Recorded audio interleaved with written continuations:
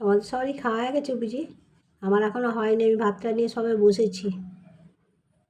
আর আজকাল তো বাজার যেতে পারছি না গো, আমার মতন মানুষ বাজার করে খেতে পারবো না, সবজির এত দাম না।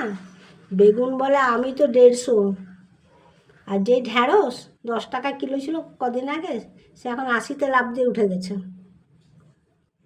তারপরে তো বরবটি আছে, শসা আছে, তারপরে কি জানো ঝিঙে আছে।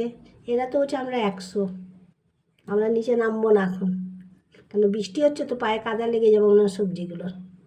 ওদের দাম এত হয়েছে, শুধু সুবিধা রয়েছে আলু আর পেঁয়াজ, কাঁচা লঙ্কা তো সে আরও এক ধাপ উঠে গেছে গো, 200 টাকায় পৌঁছে গেছে।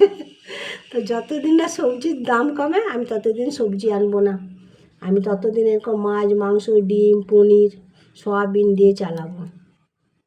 কেন ব্যাগ নিয়ে যায়, ব্যাগ ভরে না, টাকা ফাঁকা হয়ে যায়। আজকে আমি চারাপোনা মাছ দিয়ে সর্ষে বাটা দিয়ে করেছি, আর চিংড়ি মাছ দিয়ে আলু দিয়ে আদা রসুন বাটা পেঁয়াজ বাটা জিরে ধনে শুকনো লঙ্কার গুঁড়ো দিয়ে কষা কষা করে নিয়েছি, অল্প একটু শসা কেটে নিয়েছি।